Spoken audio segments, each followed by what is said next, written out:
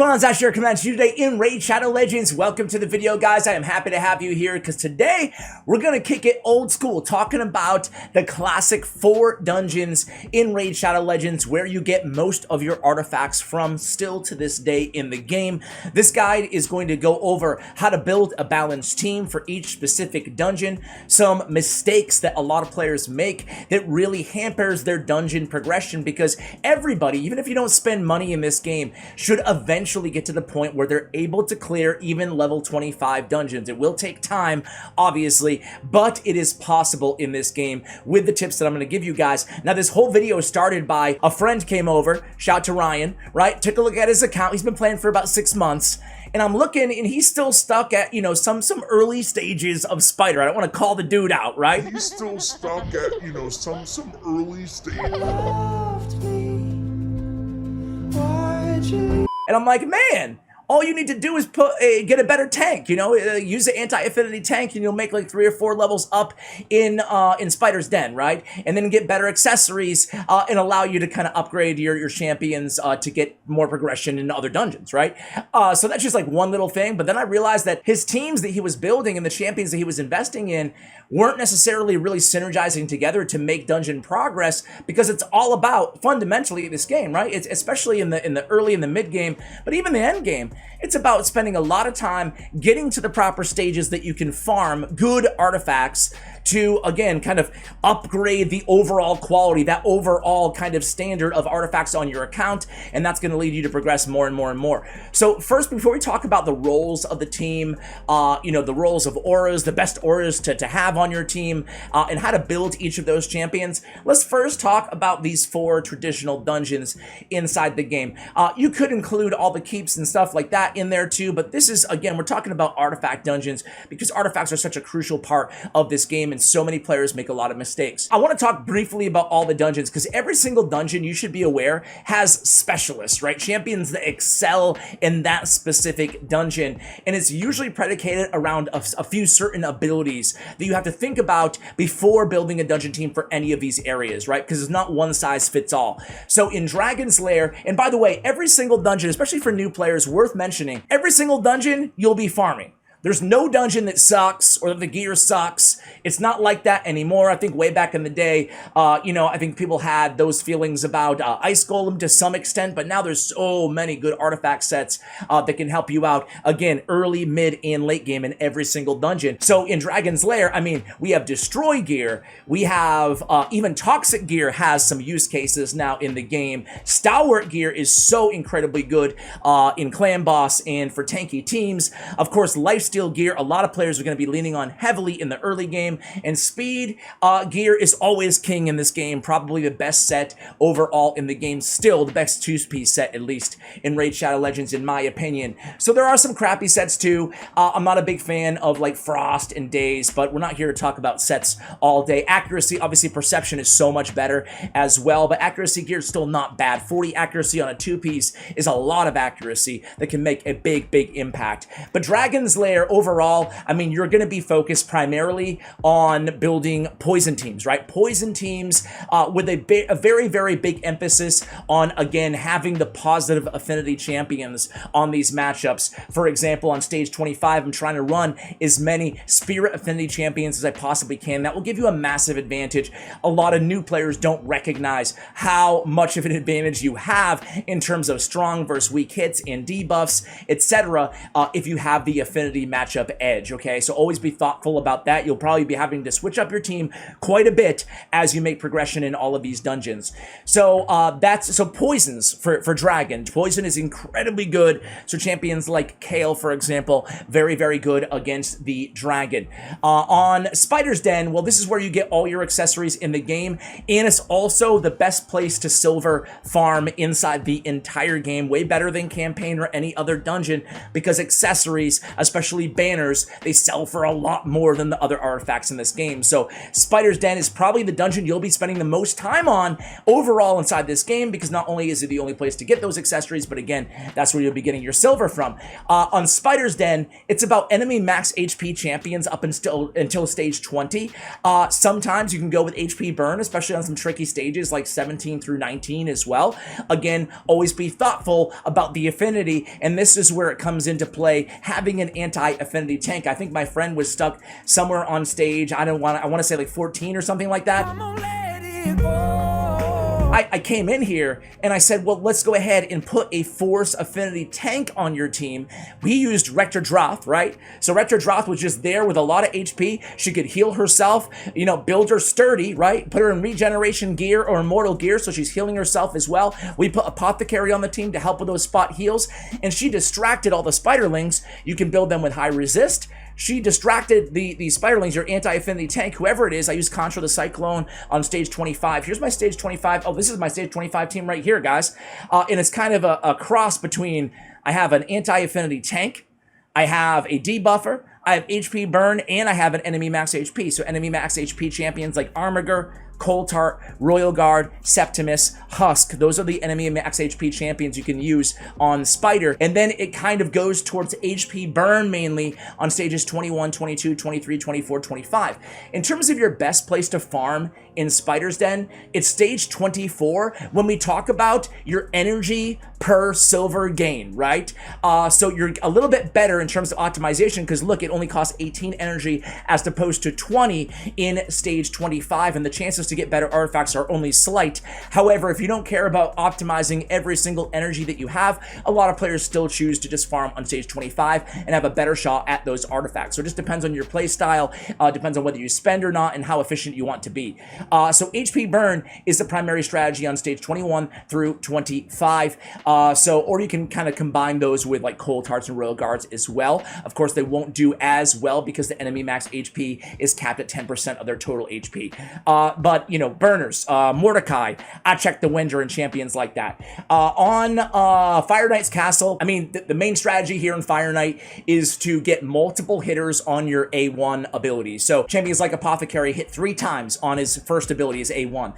Champions like Cold Heart hit 4 times on her first ability. 3 and 4 and even more hitters on the A1 are so strong for Fire Knight. But on top of that, you also need to think about turn meter and control, right? So once you take that shield down from the Fire Knight, what you want to do is keep it down the entire fight, ideally. That's where champions like Allure, who has one of the best A1s in the game in terms of control, the best A1 in the game in terms of control, each hit on 3 hits has a chance at depleting the turn meter by 25%. So very, very strong there. So that's what you want to be thinking about for Fire Knight's Castle. In terms of artifacts here, we have immunity, very good. Curing has some use cases. I put Vogoth in a curing set, for example, now.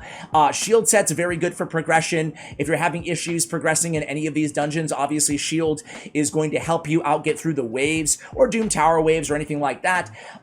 Regeneration is super, super meta right now, especially for soloing a lot of the Doom Tower bosses. Regen gear is really good now. And Savage is the best gear for all your nukers, which is probably the most sought after set in Fire Knight's Castle.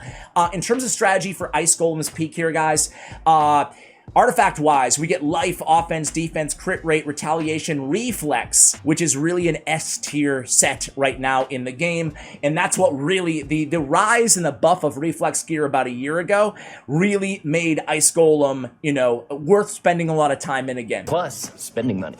So Ice Golem, it's a little bit of a different strategy. There are some secret weapon champions like Dark Elhain. Every time an ally gets frozen, she will go ahead and automatically attack with her Death's Majesty A2 ability. It's a hard-hitting AoE attack. You're just going to be careful, because the other tip for Ice Golem is having a reviver, because that Ice Golem can smack when compared to every other boss in these traditional dungeons. He can just totally wipe your entire team, especially on the higher difficulty levels. So having a block revive to keep those minions dead of the Ice Golem, having an anti-freeze strategy, some cleansers, or a reviver on your team, a champion like Reliquary Tender is a great option because she can cleanse and revive, is always good. And going too heavy on DPS in Ice Golem dungeon, could cause your team to wipe, right? If you have a Royal Guard or a couple Royal Guards and you just start smacking the Ice Golem, he's going to be counterattacking every time his HP drops below a certain threshold, and you are not going to be able to keep up with that. You need a really, really solid team with a lot of defense if you're going to have a chance. So again, slow and steady oftentimes wins the race,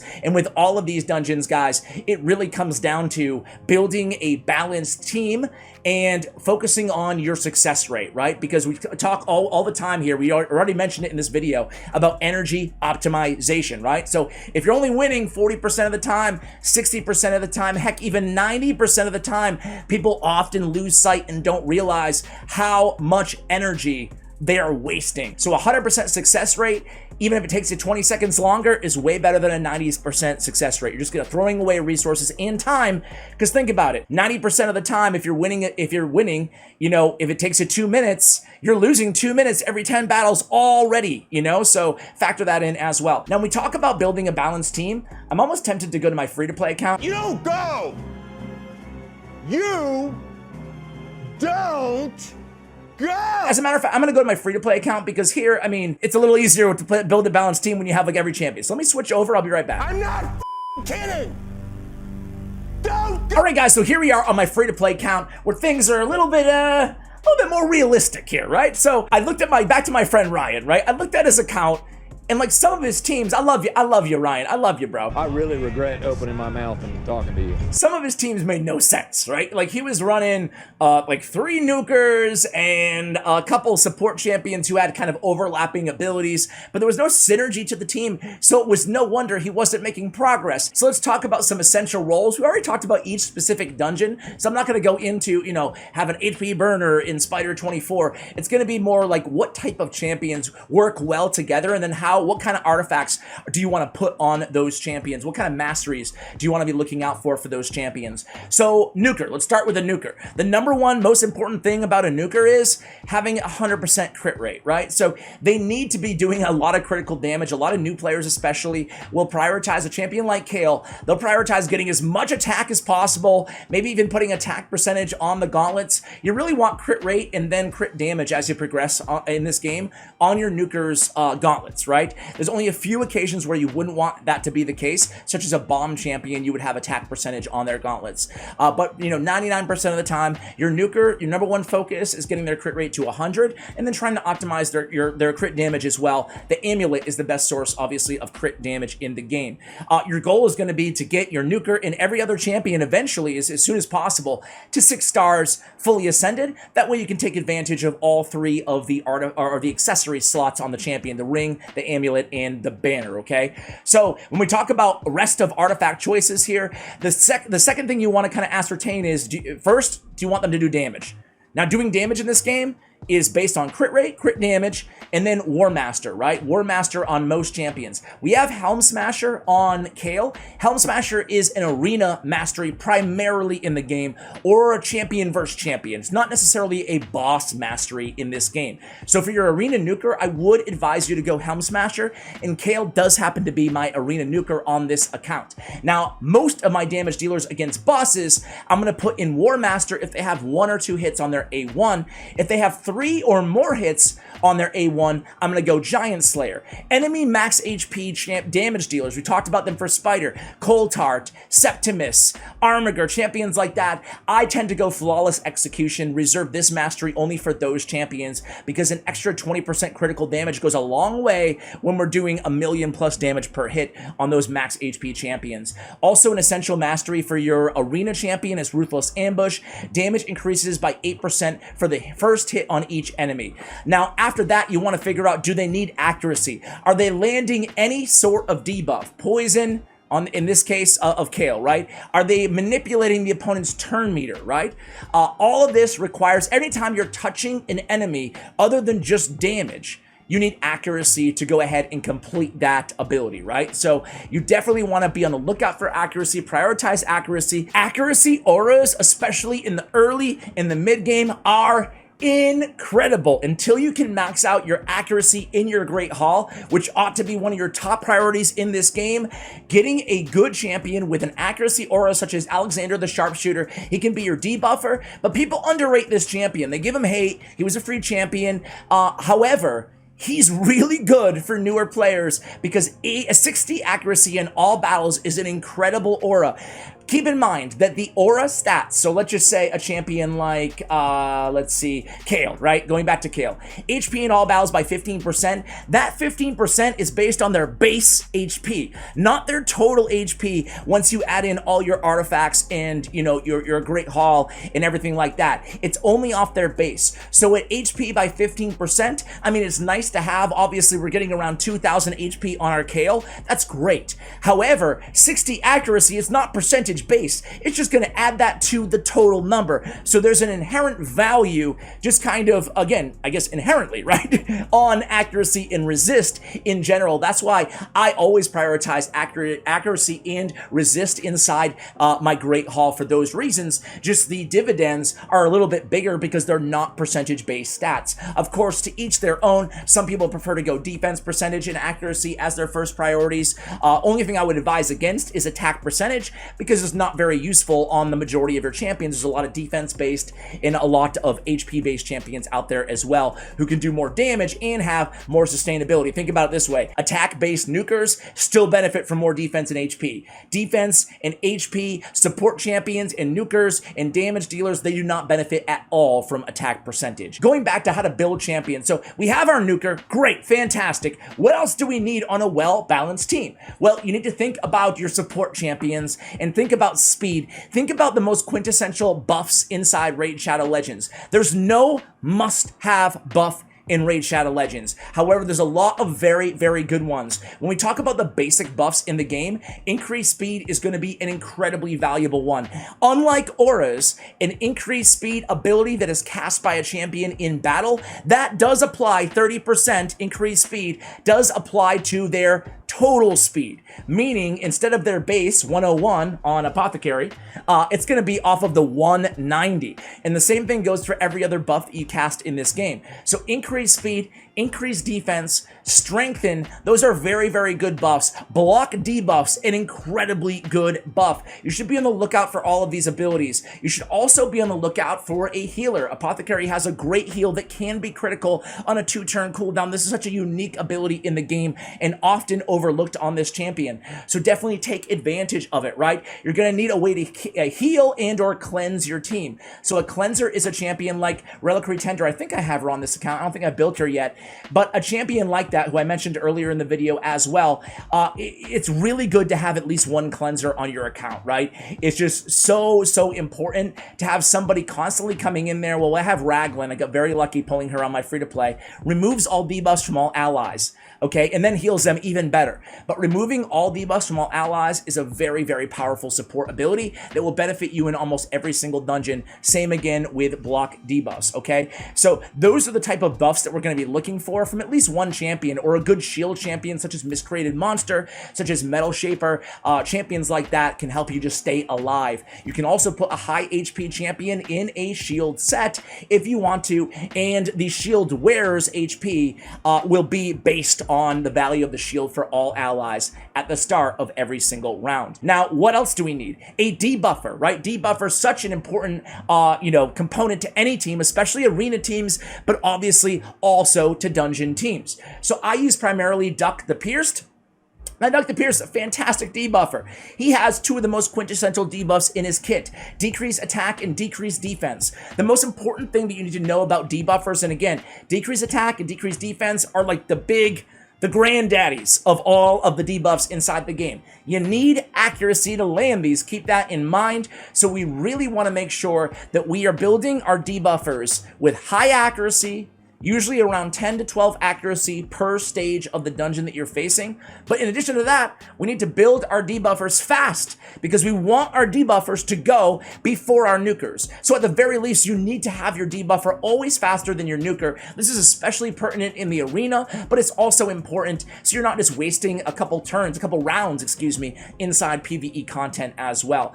So building them faster and building them with a lot of accuracy. And of course, they need to stay alive too, so make sure that you're building them with enough HP and enough defense as well. In terms of masteries, on Duck the Pierce, I have War Master on him. You also want to take a look, like Duck is a good example, I think, because on this ability, no, my bad, it is, no. Yeah, it's a 100% chance. So 100% chance, a champion like Stag Knight, for example, who I also have on this account. Man, I got really lucky on this account. Stag Knight, look at this. It's a 95% chance when booked of placing decreased defense and decreased attack. Well, there is a mastery that you should all be aware of called Sniper, which increases the chances of placing any debuff from skills or artifacts by 5%. That's not going to work with some of the CC debuffs, which we'll talk about in just a moment, but it's going to be a really important buff to take advantage, or a mastery to take advantage of on your debuffers who don't have 100% land rate. Also, a quintessential mastery for your debuffer is going to be Master Hexer, a chance to extend the duration, 30% of the debuffs that they cast. So a lot of champions like Dr. Pierce, for example, they'll have decreased defense. It will be on, or Stag Knight, same thing, right? It will be on a 3-turn cooldown when it's booked, right? But it will only last for 2 turns. If Master Hexer procs, 30% chance to have that debuff up there basically all the time, right? As long as the cooldown, and that is the holy grail of debuffs and buffs inside this game. Have them last as long as the cooldown is on the ability, right? So always be on the lookout for those type of champions out there. There's not that many of them, but I'm going to probably do a follow-up video talking about just those champions to look out for on your accounts. So the last category of champion, or the last 2 categories, I guess, are revivers. Always good to have at least one reviver on your squad. I mean, they kind of speak for themselves, right? So the Drakes I just got on this account, by the way, she's a great champion because she has control and revive. Reviving is great because, you know, they come back to life, right? So That's supposed to be funny? No, it's not funny at all. you don't have to jeopardize your whole team wiping out. You can revive them, get them healed back up, get them right back in the fight. It's going to help you a lot, especially in faction wars and areas like that in the game. But obviously, anywhere having a reviver is going to be great for your team. So having a reviver is not necessary on every single team, but it's something to think about, right? On every single team, especially if you're just really having difficulty progressing past that one challenging dungeon. Maybe taking a deep breath, taking a step back, reevaluating your team and reevaluating your strategy, making sure that you have one of these type of champions that we're talking about. Maybe even adding in a reviver could be the difference that you need. So the Drakes also is a CC champion. She has an AoE stun on her A2 ability. Now it attacks all enemies 2 times. Each has a 35% chance of placing a stun debuff for 1 turn. Fantastic, right? This is on a 3-turn cooldown, so a 35% chance stun is great. So having a CC champion or taking a champion with a strong AoE on their A1, I'm not sure if I have any on this account here. Michelle has some potential of an A. Okay, let's just pretend you don't really put Prince Kaimar in a stun set, but just follow along with me, guys. A champion like maybe Skull Crown is a better example. I don't have her on this account, but an AoE on their A1 ability, I mean, you can put them in a stun set in every single shot. Actually, I have Bellower, don't I? Don't I? I thought I had Bellower. Maybe I don't. Anyway, a champion with multiple AoE attacks or an AoE on the A1. Deliana has it right here, right? Put them in stun, right? Or a retaliation. Think about it. Think about AoEs on A1s and what kind of synergy that offers to your team. Retaliation gives me a 35% chance to counterattack every single time she's hit.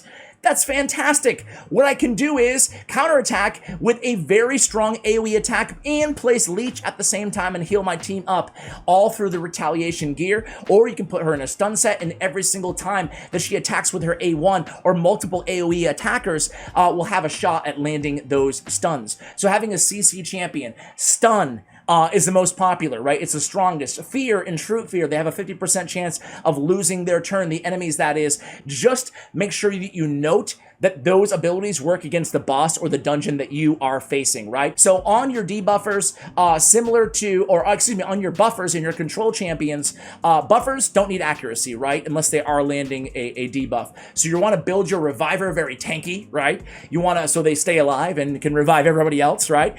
Regen gear is fantastic. Immortal gear is fantastic for those champions, right?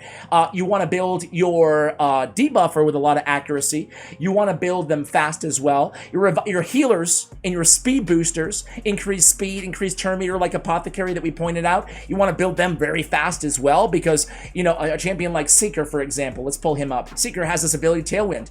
Fills a turn meter of all allies by 30%. Increase attack, creates an extra turn, right? Think about setting up a nuker, right? How could you build a team around a champion like Seeker? Easy, right? You can build him as a speed booster in the arena or in PvE in any of these dungeons we're talking about. You build him as a speed booster. He has increased attack. Your debuffer goes next. he boosts your debuffer to go next in the proper order. You have Seeker fastest. He boosts the debuffer. Debuffer goes. He's also boosting the nuker. The nuker goes after the debuffer, nukes down the enemy team, right? Then you have a support champion, maybe a healer going next, a control champion, maybe going right before the nuker, maybe right before the debuffer. There's a lot of options there, but think about the synergy of who's taking turns at which time in the team that you're building, right? So I think those are all like the major roles that you want to consider for the teams that you build. I'm going to show you the teams that I've been using here on my free-to-play account. Nothing crazy here. My progress is really not that fantastic, as my, you know, my longtime viewers know. I've kind of sort of given up on the free-to-play, but I still use it from time to time to champion guides or to help out in videos like this. So we have a support champion here in Deliana. Deliana has a heal. She also has block buffs, which is one of the best debuffs out there in the game. And she has decreased resistance, a debuff spread, and leech to help heal my team even more on her A1. So you'll see that she's also a positive affinity, or excuse me, a negative affinity in this matchup, meaning that she's tanking for my team, but I built her with a lot of health, a lot of HP for this account, so she can stay alive while all the other champions do the damage, okay? So it's kind of the tank strategy we talked about towards the beginning of this video. In addition to that, I have Mashald, who's a damage dealer, but he's also a buffer, so he has increased crit damage, increased speed, and then he's placing True Fear and Leech on enemies. That's some control, some buffs. You'll see a lot of hybrid champions like Mashald who bring a lot to the table, right? And then we have our DPS. We have Ninja and Kale on the team, and then we have our debuffer. The one criticism on a team like this is that we are a little bit light on the heals, right? A little bit light on the buffs on our team. I will never be good enough for you. All we really have is a little bit of heal from Deliana, and we have some healing, again, Leech as well on Mashald, and increased speed, and that's really all we have. However, the team still gets the job done because they're great champions with great synergy together. We already talked about Kale having the poisons, helping out fantastically against the dragon as well. In terms of Spider here, on this squad, we are using kind of that same strategy, right? We have this time it's positive affinity, but obviously depending on your level or depending on the stage that you're facing, you can decide which tank makes the most sense for your team. In this strategy though, we're just using these enemy max HP champions, Coldheart, Armiger. We have a debuffer, we have a healer, and a turn meter booster as well. So that's the strategy I'm using here in Spider. In Ice Golem, we have, you'll see like a lot of the repeat champions, right? Kind of the same exact team, right? Very, very solid team. Very lucky to get Mashald on this account. And then on Fire Knight here, who are we using? I'm sure we're using Coldheart. Let's see.